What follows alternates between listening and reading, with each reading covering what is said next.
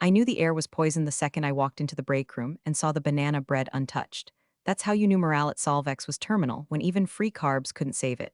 Nobody said anything, but everyone knew what was coming. The layoffs had been circling like buzzards for weeks. You could hear the slow death of departments in the silence between Slack pings.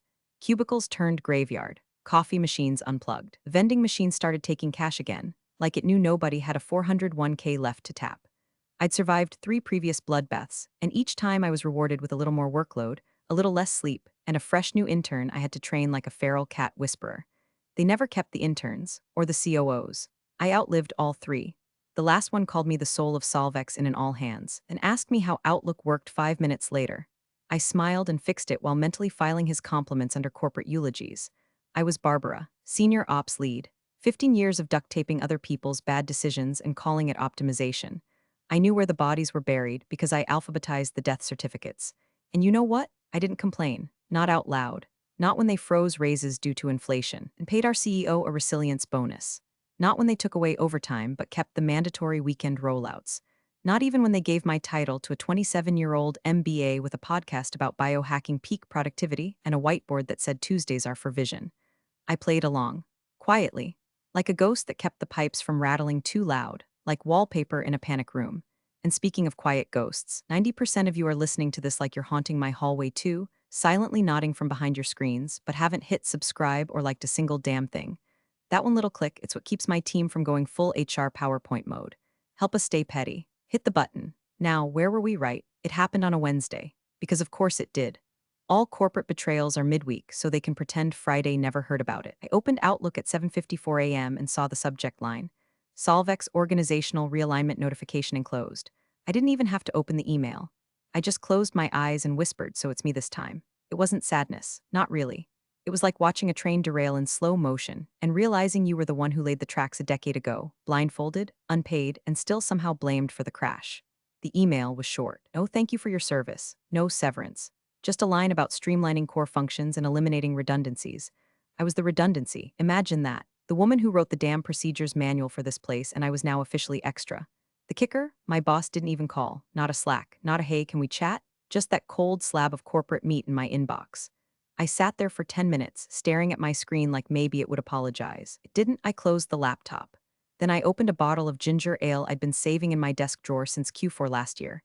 Poured it into my Solvex mug like it was champagne. Cheers, Barb. 15 years and not even a damn balloon, but I wasn't mad yet.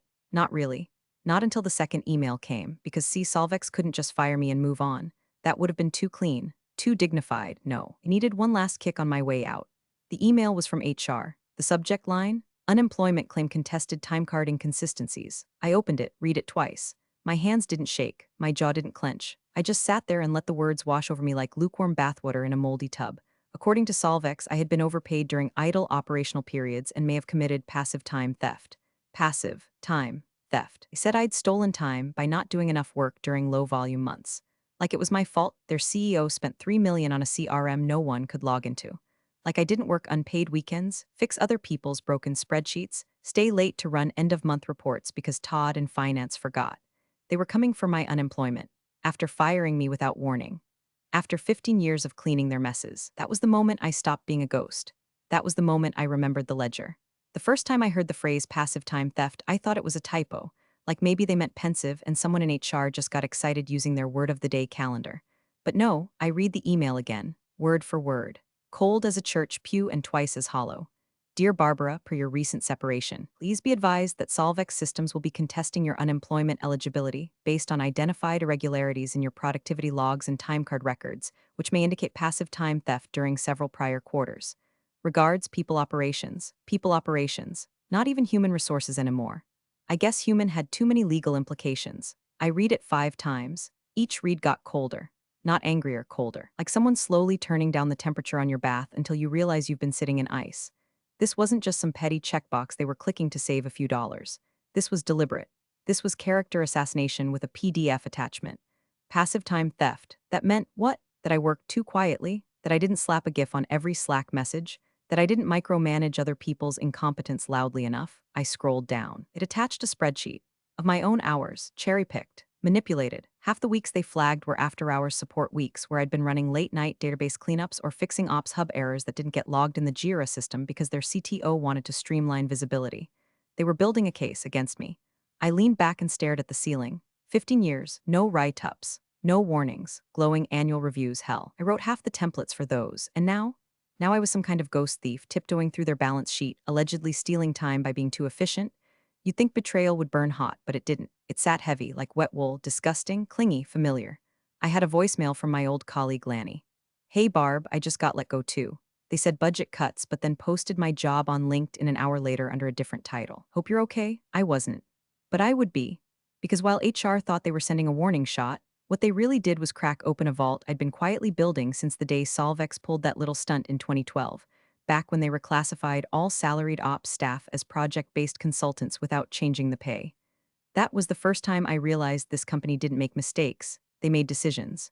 Calculated ones. And they assumed no one was watching. But I was. I opened my personal cloud drive. Folder name just in case. Subfolders by year. Sub-subfolders by quarter. Inside, screenshots of system logs, copies of revised handbooks, PDFs of payroll stubs that didn't match my contract. Scanned post-its from managers saying we'll backdate this. And most importantly, the big one, the wage discrepancy ledger. I hadn't looked at it in over a year, but I'd kept it updated, like muscle memory. Every time something didn't add up, when Diego didn't get his holiday pay, when Jean's overtime got rolled into next week, when they stopped paying out unused PTO but still required us to accrue it, I logged it. I wasn't trying to be noble. I was just tired of people pretending they didn't know. The ledger was precise. Timestamps, dollar amounts, screenshots, names, email headers, all formatted in an Excel workbook with the kind of obsessive detail only a woman who's been gaslit for 15 years can produce. I clicked it open. Selly one still said in bold Arial black, wage discrepancies Solvex systems internal only. I changed that, deleted internal only. Saved it as Solvex wage violations 15ers final XLSX, then I checked the metadata tab. Good, all traceable, all time-stamped, all mine. HR had thrown the first stone. I was just going to hit reply all. The first entry in the ledger was dated August 17, 2010, a Tuesday. It was for $26.40, my overtime from a Friday night that never got processed because the VP of Ops at the time said, "We're a salary culture now. Be a team player." Back then, I didn't think of it as theft. I thought of it as loyalty tax. You stay late, you don't rock the boat. And eventually someone notices your sacrifice and sends a Starbucks gift card or maybe promotes you out of guilt. Spoiler, nobody noticed. Nobody felt guilt. The only card I got was a birthday one from reception, and even that stopped after they outsourced her job. But that little $26 glitch, it stuck with me. I screenshotted the time card submission and saved it to my personal Google Drive. Labeled the folder just in case. Didn't know what case I was building, but I kept building. Every time someone got shafted and shrugged it off, I took notes. Not out of spite, out of habit. Out of that slow burn rage women my age carry like a handbag, always near, always zipped. Like when Damien in logistics missed 3 PTO payouts because payroll migrated systems, or when Lydia in compliance had her pay docked for tardiness after staying late 3 nights in a row to finalize a merger memo. I didn't just log my own bruises, I logged everyone's, quietly, patiently, because I knew Solvex's game, screw each employee just a little, never enough to trigger a revolt. 100 paper cuts spread across departments, death by deduction. The spreadsheet was meticulous, tabs by year, color-coded by type, overtime theft orange, PTO erasure blue, roll creep gray, payroll backdating red. There were embedded email threads, timestamped screenshots from Slack, and even phone call summaries with exact wording from managers who thought gaslighting was a management style. And names. I had names. Not just of victims. Of perpetrators. Directors who signed off on policy changes that slashed hourly rates mid-quarter. HR reps who missed back pay filings until people gave up. CFO who once said, and I quote, "If they notice, we'll apologize. If they don't, that's margin." I'd filed that one under contempt executive, so when HR sent me that little gem of an email accusing me of passive time theft, I didn't panic. I didn't cry. I cracked my knuckles and got to work. First, I duplicated the file. Made a clean version, no jokes in the comments, no venting shorthand like "sue this bastard." Just raw data. Cold. Clinical, formatted like an accountant's confession. Then I added a new tab, titled "It Impacted Employees." Line by line, I listed every worker I'd personally seen shorted over the last 15 years. Name, department, estimated losses, and the timestamped evidence from payroll systems, emails, or chat logs. I even included 2 contractors who got ghosted after submitting final invoices. Solvex thought 1099s didn't count. It underestimated me, they always had. They thought I was a cog, that I'd go quietly, that I didn't have receipts, but I was an ops lead. Of course I had receipts. I invented the filing system. I scanned the final version. It read less like a spreadsheet and more like an autopsy. The slow, deliberate dissection of a company that built its bottom line by stealing minutes, hours, and dignity from its people. The final act, I saved it. File name, Solvex wage violations 15 or XLSX, then I opened Outlook. Found the email from HR, that smug little notification that thought it could scare me into silence, and I clicked reply all. No subject line change. No fancy signature. Just a single sentence. Here is my full time card and payroll discrepancy archive. Let me know if I've misunderstood the law. And then, for good measure, I BCC'd the wage theft reporting hotline for the state attorney general's office. No threats, no caps lock, just data. Let the system eat itself. The cursor hovered over the paperclip icon like it knew what it was about to do. I attached the file, Solvex wage violations 15 or XLSX, all 42 megabytes of it. Spreadsheets, screenshots, internal memos, timestamped Slack chats, export logs, signed policies with sneaky clause revisions. Even an audio clip from a Zoom call where our ex-CFO mumbled, "Just pull from their rollover, nobody reads their stubs anyway." I'd listened to that audio 13 times. I didn't include the part where I laughed after he said it. Just the part where he signed off on wage theft like it was a lunch order. Back in Outlook, I typed my line. Here is my full time card and payroll discrepancy archive. Let me know if I've misunderstood the law. That was it. No threats, no legalese. No crying emojis or per my last email petness. Just the truth, formatted in conditional cell highlights and cross-referenced formulas. I double-checked the recipients. HR, legal, ops leadership. My direct supervisor, Roger, who once told me you're too smart to be bitter, right after giving my idea to a man named Brad who couldn't spell throughput. And then I BCC'd the wage theft reporting hotline, the actual state-run portal. They had an email for whistleblower evidence submissions. I'd bookmarked it a year ago and labeled the folder Rainy Day. I clicked send. You ever hear silence hit a room? Not just the kind where no one's talking, but the kind where even your laptop fan pauses like it wants to see what happens next. That was the moment. I stared at the screen for a full minute. Nothing happened. No reply, no bounce back. No out of office from Janine in legal, who once scheduled a diversity webinar during a Jewish holiday and called it progressive calendaring. Then it started. First, a message from Lanny. Subject line, Barb, body, is this real? I just got forwarded your email from a friend in accounting. Holy crap. Did you really send that? Then one from Kyle in DevOps. What is happening? Did you mean to reply all? Oh, Kyle, sweet naive Kyle. Of course I meant to. The only thing I didn't mean to do was hold it in for 15 years. A ping from my old project manager. Whoa, this is a lot. Are you okay? Yeah, I was okay. For the first time in a long time. There's a strange kind of peace that comes with pushing the boulder off your chest and watching it roll downhill toward the people who built the hill in the first place. The reactions trickled in like aftershocks. Quiet at first, then one by one. I got a Teams message. Legend? Another, reading this with wine, go off. Then a DM from one of the more senior engineers. I cross-checked one of your payroll entries against my own logs from last year. Same discrepancy, same week, same missing hours. You're not imagining this. I replied with a thumbs up. Not a single executive said a word. Radio silence. The kind of silence that smells like burning printer toner and last-minute legal consults. I knew the bomb hadn't exploded yet. Most of them probably hadn't even opened the attachment, but the file was out there. The match had been struck, and nobody could unsee it now. And the thing about a well-built ledger, it doesn't scream. It just waits to be read. And when it is, it doesn't make noise. It makes consequences. It was 8:12 a.m. the next morning when my phone buzzed.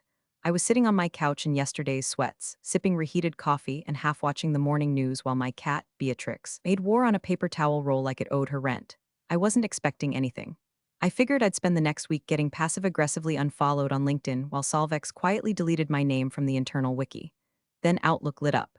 Subject, unemployment claim contested timecard inconsistencies from Assistant Attorney General State Wage Theft Task Force 2, HR at Solvex, Legal at Solvex, Roger M. E. Barbara CC, Investigations at State Gov Body received. Opening an inquiry, that was it. 11 words, dry as drywall. But to me, it was a war horn. See, what Solvex didn't count on, what companies like Solvex never count on, is that some of us read the fine print.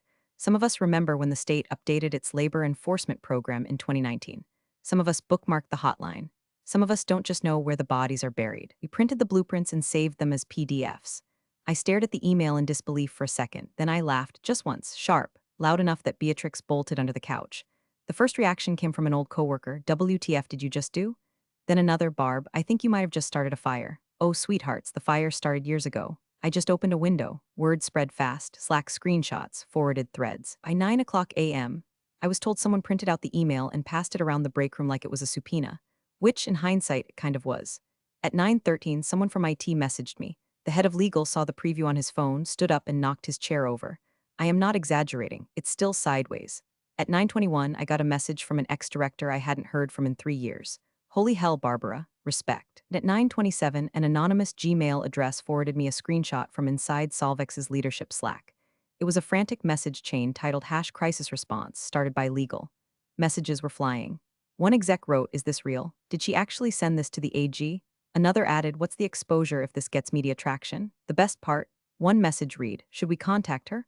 Offer to resolve this before it escalates," followed by "Too late. The email chain's been flagged on our compliance monitor. State email domain triggered an alert. Poor babies. I wonder if they paused to consider the irony, flagged by the very compliance system they underfunded, undertrained, and ignored. I just sat there, sipping my lukewarm coffee, watching it unfold like the world's slowest, most satisfying courtroom drama. No shouting, no gloating, just forward buttons doing what they were born to do. By noon, I was getting calls. Real ones. An investigator from the AG's office reached out, said they'd be reviewing my materials, and asked if I'd be willing to answer a few follow-up questions. I said yes, of course. I was happy to help. They also mentioned that since I'd submitted substantial third-party evidence involving other employees, the inquiry would be broadened to include wage violations beyond my personal case. That's when it hit me. This wasn't about unemployment anymore. This wasn't even about me. This was criminal. Solvex didn't just fire a woman and gaslight her on the way out. They left behind a paper trail soaked in gasoline, and I just handed the match to someone with jurisdiction. I muted my phone, sat back, watched Beatrix crawl out from under the couch like I owed her answers. I gave her a treat. And then I opened my inbox, just to see who'd flinch next. By 2 p.m., they'd activated what Solvex used to call escalation protocols, which was just a fancier way of saying everyone run in circles and scream in business casual. The internal calendar was lighting up like a Christmas tree, meetings stacked on top of meetings. Half of them named things like urgent sync or strategic containment, the kind of titles you use when you're trying not to admit that someone just pulled the fire alarm and locked the door behind them. I didn't need access to see it. I had sources. Solvex forgot that when you train the people who train the people, you become a permanent fixture in the back of their brains. I had project managers, sysadmins, even a former HR assistant still on their way out the door with one foot and a grudge with the other. They were feeding me screenshots, pings, even raw calendar exports. One meeting invite caught my eye. Subject: Crisis Communications Drafting Do Not Forward Attendees. General Counsel, Chief People Officer, Director of Internal Affairs, PR Crisis Firm, External Consultant, a PR firm. They'd already called in the spin doctors. Meanwhile, I was sitting on my porch, barefoot, legs up on a plastic patio chair I got from Big Lots in 2015, fielding emails like some kind of vengeance librarian. My inbox was a buffet of reactions. Some were scared. "Barb, should I be worried? I clocked unpaid overtime for months. Do you think they'll retaliate against people who speak up?" Some were grateful. "I didn't know anyone else had kept proof, thank you. Seriously, I thought I was crazy." My wife cried reading your spreadsheet. One message just said, "I'm with you." Another one came from someone in finance I'd barely interacted with. "They're meeting right now." I heard the phrase plausible deniability 3 times before my headphones disconnected. "Just thought you'd want to know." I did. At 3:47 p.m., I got an email from an address I didn't recognize. Info at WorkGuardAdvocacy.org. The subject line was "Whistleblower Support Resources. We're here if you need us." They'd seen the forwarded AG email. One of their volunteers was monitoring the state's hotline submissions and flagged mine. They offered legal support, press protection, counseling if needed. I wasn't afraid, but it was nice to know someone was watching my six. At 4:02, another email came in, this one from a journalist. Not just any journalist. Labor Watch Midwest. The subject line, "We saw your name. Can we talk?" Turns out someone had tipped them off. Probably someone in payroll who'd finally grown a spine or lost a mortgage payment. Either way, they'd been working on a series about systemic wage theft in mid-sized tech firms. Solvex had just made their shortlist. I didn't respond. Yet, back inside the collapsing Jenga tower of Solvex, things were getting spicy. Someone leaked a Slack exchange between the chief people officer and legal. "CPO, we need to acknowledge something publicly, even if it's vague. Transparency is trending." Legal? Absolutely not. Anything that suggests acknowledgement is legal suicide. We deny or we spin. CPO, but her spreadsheet is going viral internally. Half the staff is reading it on their phones during meetings. Legal, then block the file share. Frame it as inaccurate personal claims. CPO, she has screenshots. Legal, then we frame her as disgruntled, emotional, unstable. CPO, she sent it with no emotion. No language to challenge, just data. Legal, then we're already screwed. You know you've made your point when the lawyers start using language like that in writing. I didn't need revenge, I needed clarity. And clarity, it turns out, makes people very, very nervous. I shut my laptop, took a walk, let the storm rage without me for a while, because I wasn't in it anymore, not really. I was the storm. And now that it was moving, nothing Solvex did could stop what was coming. The only question left was, how far would they fall before they tried to grab my hand and pretend it was an invitation instead of a lifeline? The email came in at 8:11 a.m. the next day, marked confidential without prejudice. That's lawyer speak for we're not admitting guilt, but we'd like to pay you enough to shut the hell up. It was from Solvex's outside counsel. Not legal, not HR, someone new, polished. Firm branded, probably charging $800 an hour to say sorry without using the word sorry. The offer was couched in civility, like a poisoned scone wrapped in silk. We appreciate your years of service and are regretful that your departure occurred under stressful circumstances. Solvex would like to resolve this matter in a manner that is mutually beneficial and avoids unnecessary escalation. Attached. Please find a draft settlement agreement and NDA for your review. Settlement, $37,500. NDA, 14 pages. One of the clauses barred me from speaking to any current or former employee about Solvex wage practices. Another banned disclosure of documents or records obtained during employment, including internal communications. Even tried to ban me from cooperating with third-party investigations unless compelled by court order. Cute. But here's the thing, I'd already cooperated. Fully, willingly. No court order needed. I didn't respond to their lawyer. I forwarded the email to the AG's office with the subject line, Solvex Private Settlement Attempt FYI. The reply came less than an hour later. Thank you, Miss Barbara. Please note that the scope of our inquiry is now expanding. Based on corroborating evidence and testimony we've received since your submission, the task force is initiating a broader investigation into Solvex systems and its wage practices affecting multiple employee classes. We may be in contact again for additional details. I read it 3 times. My heart didn't race. My hands didn't shake. I just nodded, like I was watching a train finally arrive that I'd been waiting on for years. A few minutes later, a message came from a former coworker, one I hadn't heard from in a long time. Barbara, they just called me, the AG's office. They asked about the payroll discrepancies in 2017. I told them what I knew. I backed you. You're not alone. Then another, Barbara, I didn't have the courage to save anything, but I remember. I remember what they did to Jen, to Raul. Tell me who to talk to, then another. If they come after you, I've got emails, documents. Just say the word. I had witnesses. I had backups. I had the truth, formatted, archived, and timestamped.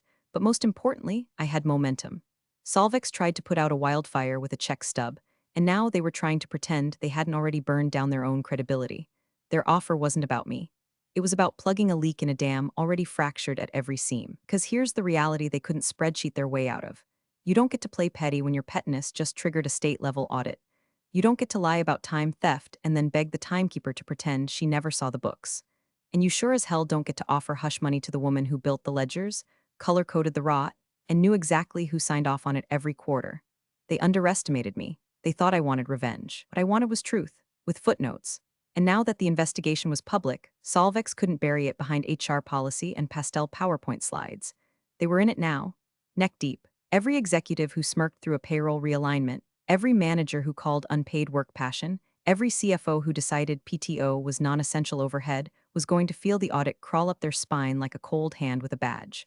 They wanted silence. I gave them structure, and structure doesn't beg. It doesn't cry. It doesn't negotiate. It files. And then it waits. It was a Tuesday when the second law firm reached out. Different tone this time. Less cease and desist, more please and thank you.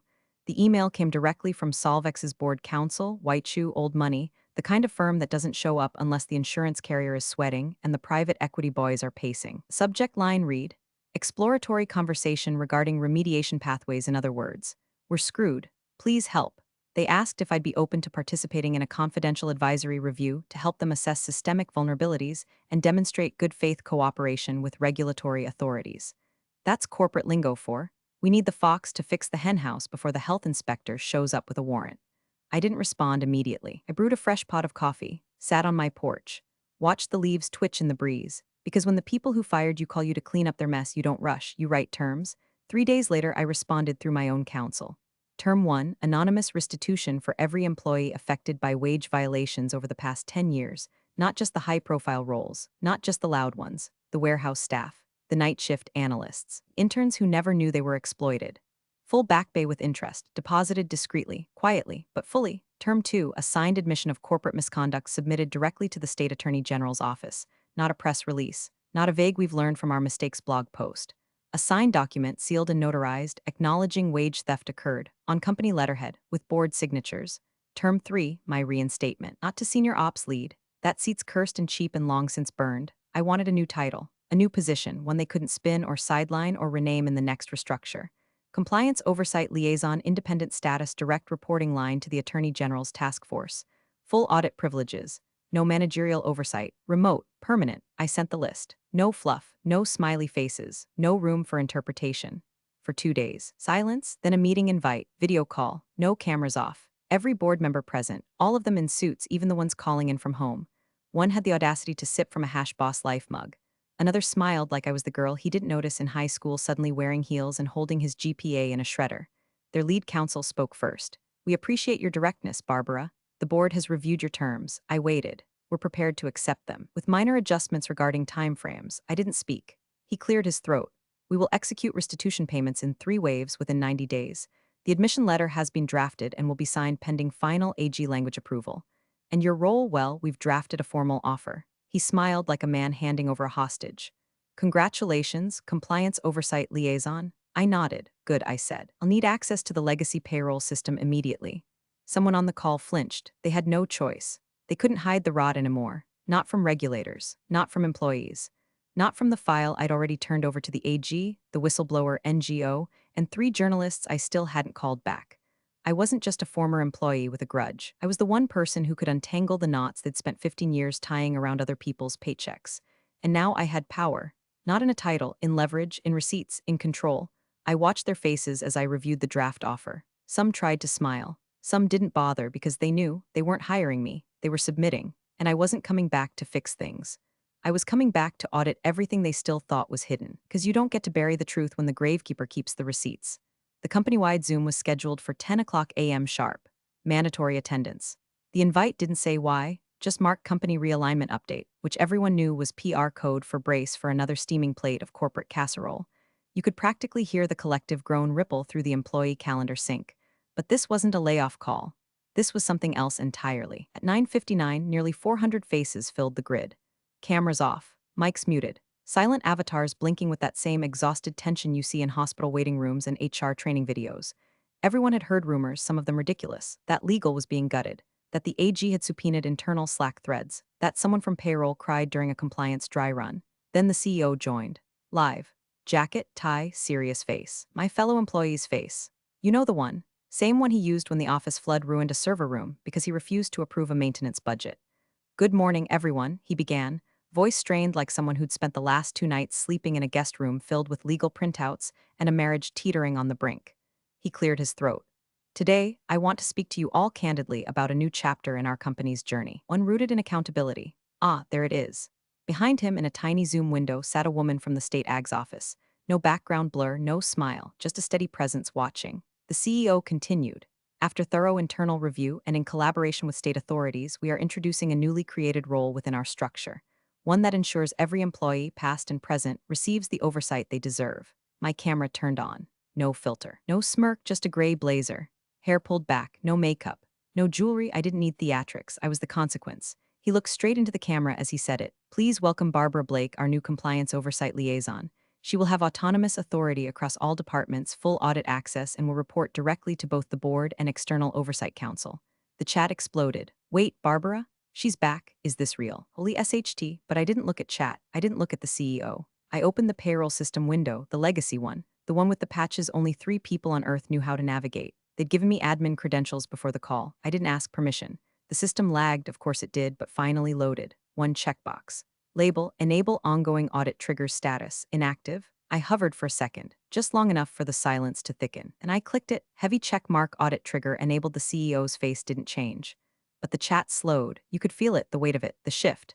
The moment people realized this wasn't just a new job, this wasn't just window dressing. This was a reckoning wearing comfortable shoes. The AG observer nodded once. That was all. No one said another word, not the board, not legal, not HR, because what was there to say? 15 years of being overlooked, underpaid, undermined, fired without severance, accused of time theft, and now my name was in the system under compliance oversight. One final thought crossed my mind as I logged out, stood up, and pushed away from my desk with the soft scrape of old wood on tile. They wanted to contest a claim. I submitted evidence. Turns out that's the difference between pettiness and prosecution. Appreciate you sticking around, you legends of the break room. Subscribe for more chaos. Let's make your old managers spill their coffee in fear.